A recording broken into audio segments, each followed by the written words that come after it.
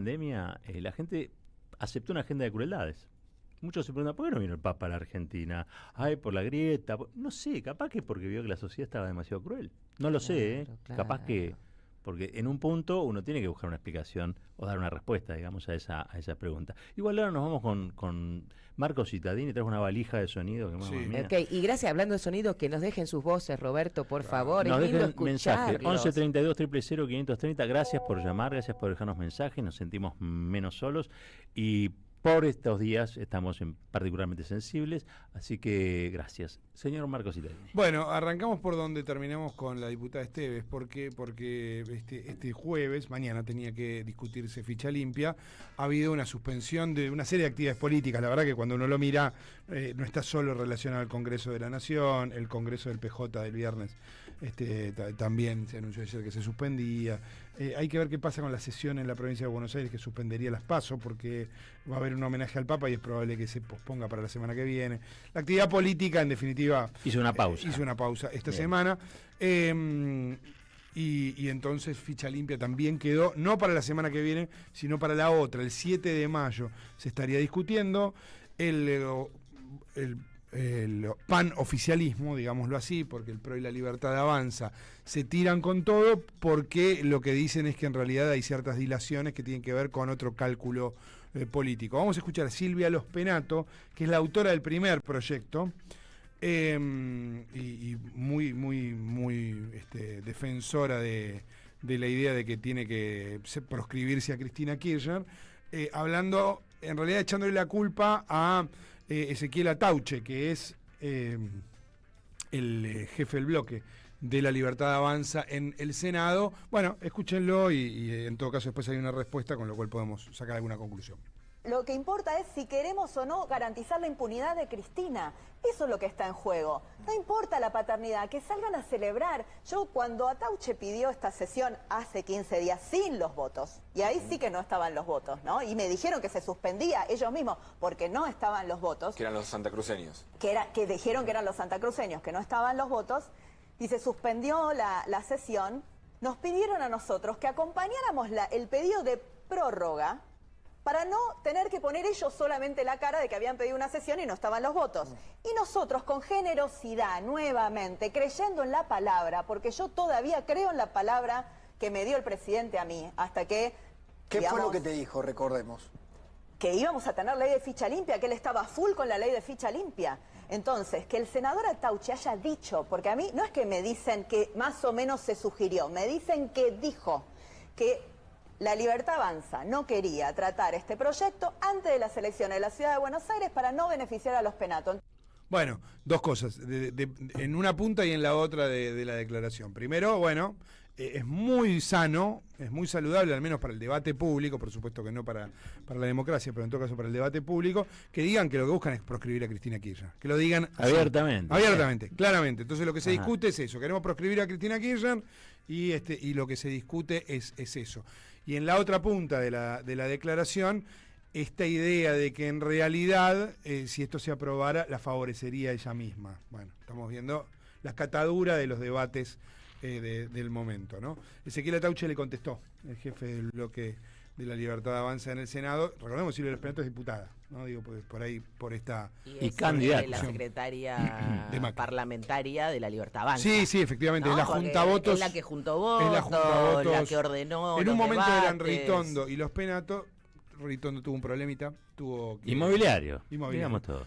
Tuvo que correrse un poquitito en la cosa activa de la junta de votos. La prolijidad parlamentaria la garantizó siempre Lospenato. Sí. Siempre. Efectivamente. Por eso esto no deja de ser una especie de guerra intestina en el pan-oficialismo que decíamos, y Ezequiel Atauche le contesta entonces a Silvia Lospenato. A ver. Eso es 100% mentira. 100% mentira. Lo dijo... a esa frase le dijo una senadora de Unión por la Patria, o sea que no fui yo. Así que eso es 100% mentira. Dígale a Lospenato o al que le dijo que esté equivocado. La mayoría de los senadores en labor parlamentaria justamente decidieron que querían tener una sesión exclusivamente para hacerle un homenaje al Papa y que se hable solamente de eso. Fue una decisión de la labor parlamentaria que tenía un acuerdo del 100% de los senadores. Pero perdón, esa decisión es a medida del kirchnerismo. No era medida del kirchnerismo, fue una medida que es para todos que todos los senadores votaron, el 100% de los bloques, no el kirchnerismo solamente. Bien, ahí estaba entonces Ezequiel Atauche. De nuevo, ¿no? La idea esta es meter presión. Fue muy fuerte la presión mediática durante el fin de semana. Todavía no se conocía la muerte de Francisco, acerca de, metiendo presión distintos comunicadores para que Ficha Limpia terminara aprobando esta semana. Mucha presión. Muchísima, con nombre y apellido, con gente editorializando en cámara, diciendo que en realidad había, que si no estaban en contra de la democracia. Bueno, es interesante ver cómo son presos ellos de lo que ellos mismos proponen, ¿no? Porque ellos todo el tiempo dicen, yo no voy a votar nada con el kirchnerismo, o sea, ellos llevan la situación a nada con el kirchnerismo, y cuando el procedimiento parlamentario, los acuerdos, los llevan a ese lugar, eso mismo que ellos dijeron, porque los que dijeron nunca vamos a votar con el kirchnerismo, se encuentran tomando una decisión común con el kirchnerismo y entonces les cobran esa situación. Claro. El periodista, ¿qué le dice? Bueno, pero eso favorece al kirchnerismo. Bueno, pero ellos construyeron, son los propios legisladores de la oposición, o sea, hoy oficialismo, los que construyeron, estamos de acuerdo, pero con tal de no votar con el kirchnerismo no lo hacemos. Sí, efectivamente. Que yo siempre creo que termina siendo una coartada, ¿no? Porque en definitiva es votar en contra de los intereses del pueblo. Y la coartada es ponerle kirchnerismo a todo por la demonización. Ahora nos metemos ya directamente con el tema del Papa. Milei viaja con una comitiva, son 8 personas, más los colaboradores, 8 funcionarios, más los colaboradores, son 8 los monos, en este caso serían los gorilas, pero que están viajando a Roma mañana a las 22 horas. Lo están haciendo, recordemos, ya Francisco está en San Pedro, está siendo visitado, entiendo yo que primero por una cantidad de personajes vinculados a la iglesia y después lo será por los fieles, y las exequias terminarán el sábado por la noche, y va una comitiva. ¿Por qué es importante la comitiva que va? Porque por supuesto va el propio presidente y su hermana, va Gerardo Huerta, el canciller. Pero van 2 personajes que a mí me parecen bastante llamativos. Una la estás nombrando mucho, porque además tiene que dar cuenta de este gasto que ustedes publicaron en Contraeditorial que se ha hecho en materia de seguridad. ¿Por qué digo que es bastante llamativo e hipócrita que Patricia Bullrich y Sandra Petovelo vayan a despedir al Papa Francisco, 2 ministras de este gobierno, porque fueron directamente señaladas por el Papa Francisco en vida? ¿No? Recordemos uno de los últimos comentarios acerca de la política nacional, que en realidad lo dijo en términos generales, pero estaba muy claro que estaba hablando de la política nacional, es cuando hablaba de esto de la represión a jubilados y el gasto en gas pimienta en lugar del pago a jubilados, y antes también había hablado del tema de la comida y la asistencia a los más pobres. Con lo cual, Petovelo y Bullrich se mostrarán frente al féretro de Francisco, se mostrarán muy compungidas, pero es una actitud absolutamente hipócrita, primero porque no deberían ser hace rato funcionarias del gobierno, y segundo porque fueron señaladas por el propio Francisco. Si no nos quedamos que Francisco le tiraba la pelotita a los perros, ¿no?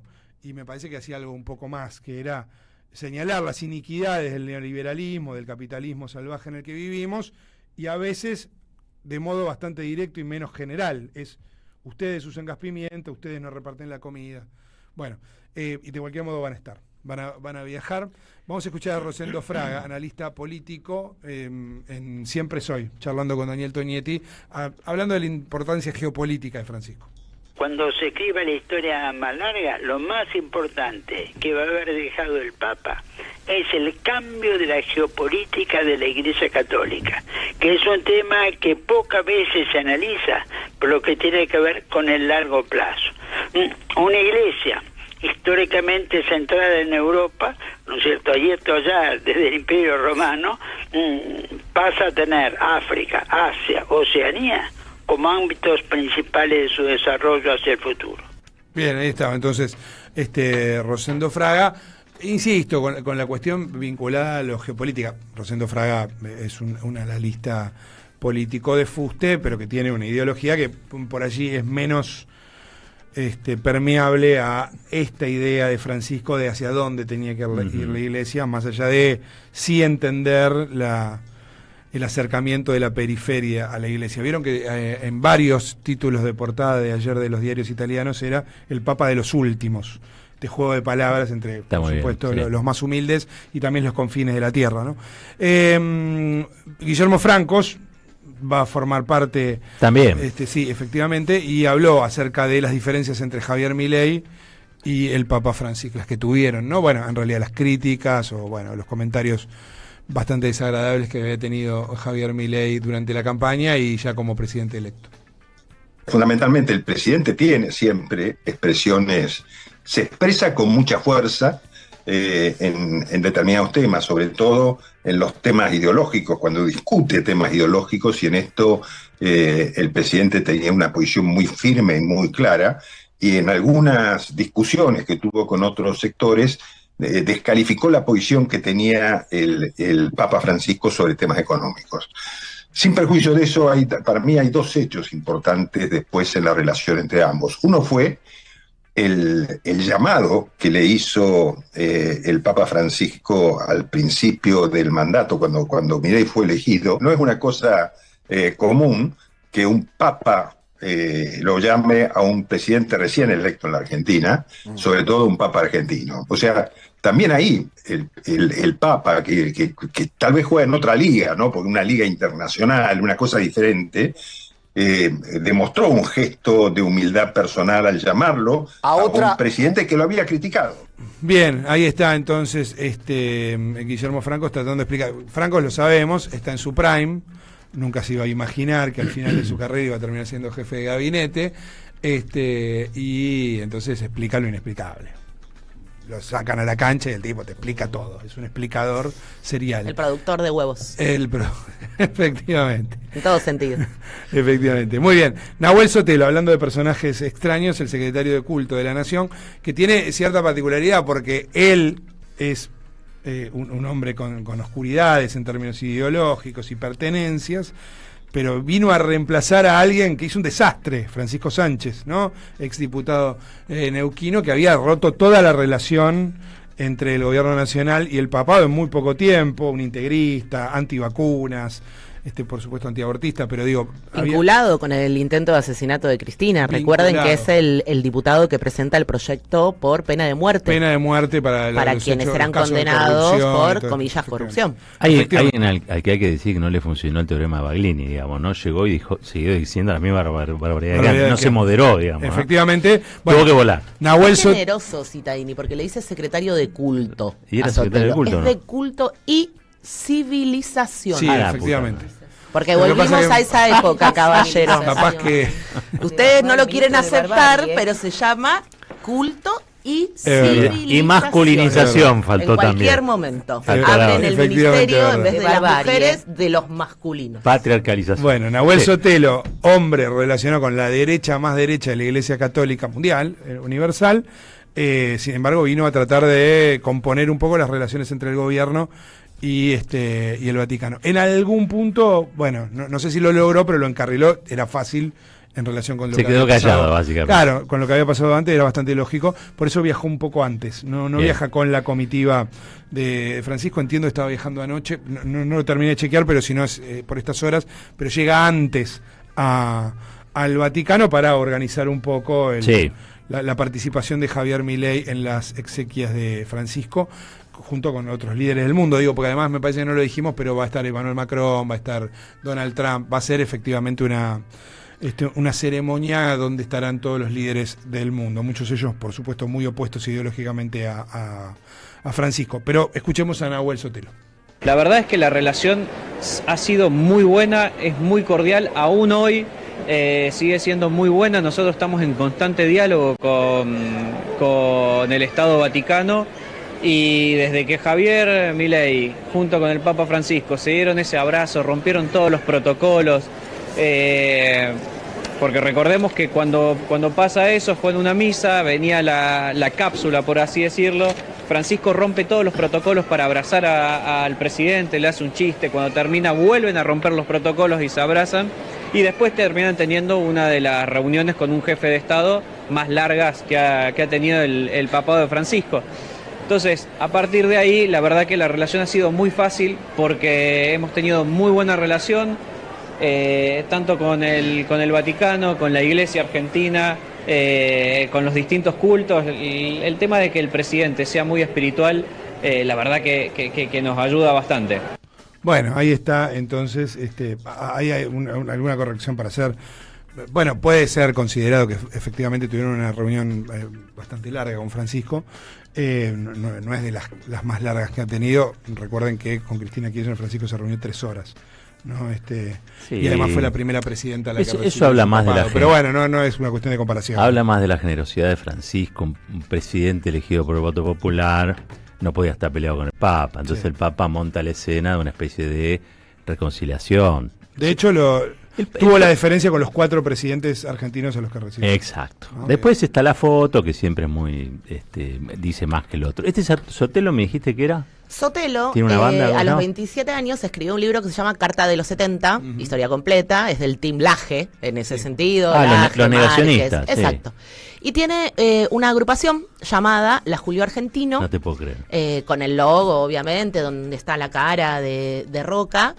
Y fue uno de los primeros en pegar el saltito de Spert, de Avanza Libertad, cuando se pelea Spert con Milei, a La Libertad Avanza. La vi. Él era el jefe de bloque de los diputados bonaerenses cuando asume como secretario de Culto y Civilización. Queda en ese lugar Agustín Romo. Y es de ese grupo Agustín Romo, Daniel Parissini, el famoso Gordo Dan. El Gordo Dan sigue duro, Exactamente. Vive duro. Sí, es un chico muy complejo. Fue de los que ayer bancó la parada y siguió diciendo que el Papa es comunista y él no es hipócrita y no va a decir algo distinto. Bancó la parada, a diferencia de otros que fueron zigzagueando según conviene. Pero Nahuel Sotelo es un chico muy complicado, con vinculaciones con el Opus, hay que decirlo. Que esa es la gente que ahora se está afilando los colmillitos. Sí, porque eso va para un capítulo aparte. Si quieren hacemos una columna sobre eso. Una de las cosas que hizo el Papa, entre todas las que hizo Francisco, fue intimar al Opus a cambiar sus estatutos. Claro. Y ya iban 3 veces. El Opus tenía esta semana una semana complicada. Era un papa adoctrinador, digamos todo, ¿no? Le cambió los estatutos, les cortó el financiamiento. Perfecto. O sea, les pidió rendir cuentas sobre el financiamiento y ya iban 3 veces que la cúpula del Opus, con sus numerarios y sus religiosos, presentaba nuevos estatutos. El primero el Papa le dijo, pónganse a laburar, no cambiaron nada. Volvió. Una de las cosas que les cuestionaba es, por ejemplo, las trabajadoras que somete el Opus, las esclavas, porque tiene esclavas, y les dijo, esto no más.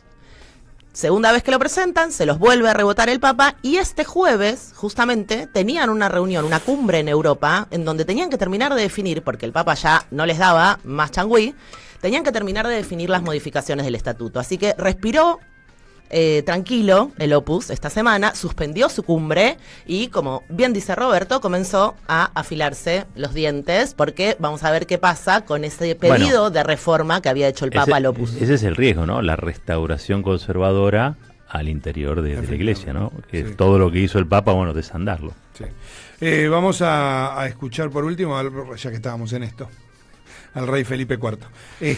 Hablando. ¿Vos qué querés decir, Cittadini? Hablando acerca de la figura del Papa Francisco. En la mañana de ayer recibimos la triste noticia del fallecimiento de su santidad el Papa Francisco, Jorge Mario Bergoglio. Una figura cuya dimensión trasciende el ámbito de la Iglesia Católica para convertirse en un enorme faro ético de nuestro mundo, de nuestro tiempo. Nos quedan su coherencia vital e intelectual, su compromiso con los más pobres, su denuncia de las desigualdades, su aspiración constante a un mundo más justo y mejor. En fin, su bonomía y sentido del humor. Ahí está el rey. Ahí estaba, el sentido del humor, bueno, todo eso. Del Imperio Católico. Toma mate, los argentinos somos indisciplinados, el cuervo. Pero, incorregible, claro, diría un escritor, incorregible. Pero no se meten con todo esto que mencionábamos y el señalamiento sobre todo de los males del neoliberalismo que Francisco hizo, yendo a las causas, no a las consecuencias. Todos podemos ser buenos, todos decimos que a los pobres hay que atenderlos, distinto es señalar la causa, ¿no? Hablando de eso, ahí te dicen comunista. Ahí te dicen comunista. Bien. Justamente vamos a cerrar con esto porque ayer hubo mucha difusión, después tuvo hasta viralización en redes sociales, pero primero fue mediática, obviamente, la opinión de un repartidor de Rappi. Porque viste que se decía mucho, bueno, ya está, no, ahora el desempleo no existe más porque en realidad hay nuevas formas de trabajar, ustedes no entienden la libertad y que cada uno maneja sus tiempos y qué sé yo. Y cuando vos ves más o menos las líneas del modo en el que se desarrolla todo, funcionan siempre de la misma manera. Miren si no este repartidor de Rappi, un pibe bastante claro, digamos, diciendo, y si cayó el consumo, nosotros estamos muertos. El día a día, y está peleado, está duro, bajó mucho el consumo. ¿Qué pasa? Yo laburaba en una logística que hace 6 meses cerró. Se fueron, brasileros se fueron. ¿Qué hice? Agarré la bici. Como yo hay un montón de chicos. Entonces, ¿qué pasa? Somos muchos repartidores y la demanda es menos, cada vez menos. El número es fácil, 2 más 2 es 4. ¿Récord de horas pedaleadas en este caso? 12, 350 kilómetros en un día. Casi Mar del Plata. ¿Qué vas a hacer? Hay días buenos y hay días malos. Mirá, yo calculo que estamos tocando fondo. Va a llegar un momento que va a tener que levantar. Pero hay que tener esperanza. Esperanza no se pierde nunca. Yo soy argentino y de acá no me voy. Bueno, yo soy argentino y de acá no me voy. Así y es hincha de Independiente también. Hincha del Rojo, una campera linda. Por eso lo pusiste. Por eso lo pusiste. Estaba golpeado ayer, perdimos con Guaraní. Pero bueno, mostrando una realidad que es bastante obvia. Y también esta idea cuando nos decían, porque ustedes no entienden, porque las nuevas formas de trabajar, lo que quieras, las nuevas formas de trabajar se parecen bastante a las viejas formas de trabajar. A las antes de los formas derechos. De explotación. Claro, efectivamente, antes de los derechos laborales, antes de casi cualquier manera de mostrarse dignamente frente a un trabajo. En cualquier momento te arman la Saúl Ubaldini. Si el otro tiene la Julio Argentino, sí. Los Rappi haciendo la Saúl Ubaldini. Sí. ¿No? Figura poco reivindicada por el movimiento organizado que hoy conduce la CGT. No estoy diciendo, sí, Saúl Ubaldini. Un señor del sindicalismo, claro está. Un sindicato así chiquitito, así era. Cerveceros. La chapita de una Quilmes era el sindicato. Y, yo cada tanto me pongo a escuchar sus discursos. Tengo como una debilidad. ¿Por Saúl? Sí. Y escuchar sus discursos es muy conmovedor. Hay un libro de una amiga del Papa, que se llama Alicia Barrios, que se llama Saúl Querido, un gran libro sobre ese personaje que marcó prácticamente 15, 16 años de la historia argentina como nadie. Y quizá hoy se reivindica más a Rucci que a Ubaldini. No estoy diciendo que no haya que reivindicar a uno u otro, pero me llama la atención, porque Ubaldini interpela al movimiento obrero desde el punto de vista de la ruptura con el fondo. Hay otras cosas que quizá Rucci no tenía en ese tiempo. Hay gente más cómoda y otra más incómoda para todas las corpos, también para las. Hay alguien que dijo algo de eso, ¿no? Es incómodo para los dirigentes, no para la gente. Saúl es un poco eso, ¿no? Sí. ¿Quién será? Pero después se enojan, digo, cuando se publica también que la dirigencia sindical hoy representa solo el 40% de los trabajadores y lo que fuera. Después se terminan enojando, dan notas. Hablan poco de los derechos de los trabajadores, hablan mucho de este tipo de polémicas, ¿no? Bueno, están armando ahora, que a mí me parece, no es que me parezca mal, pero van a hacer una especie de ceremonia de diálogo interreligioso el día 30 de abril, que es el día de la movilización por el 1 de mayo que anticiparon, ¿no? La CGT para hacerlo con los jubilados, el día de miércoles, etcétera.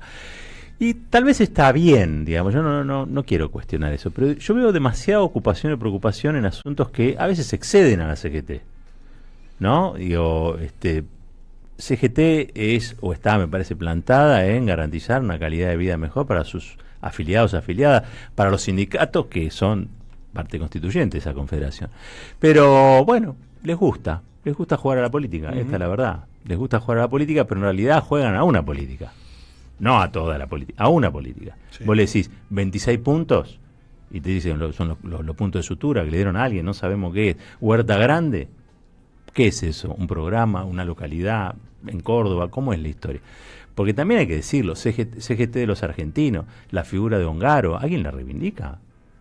¿Alguien está reivindicando a Ongaro de los actuales? Creo que hay una señora que también reivindicó esa figura, ¿no? Obvio, por supuesto. Pero porque aparte Ongaro fue muy grande, fue muy grande. Para la época, ¿no? Efectivamente. Y Ubaldini también fue muy grande. Capaz que a uno les gusta, digamos, medirse con quizá dirigentes de menor envergadura para no tener que lidiar con esos fantasmas, que son los fantasmas de un tiempo en el que los dirigentes sindicales ponían arriba de la mesa un montón de cosas que hoy quizá son más reticentes. ¿Viste? Que estoy re prolijito. Impresionante. Los lentes que me pusieron tranquilos. Y el vidrio, dijiste algo del vidrio también. Los vidrios. A todos los ranchos le ponen vidrio, eso dije. AM530.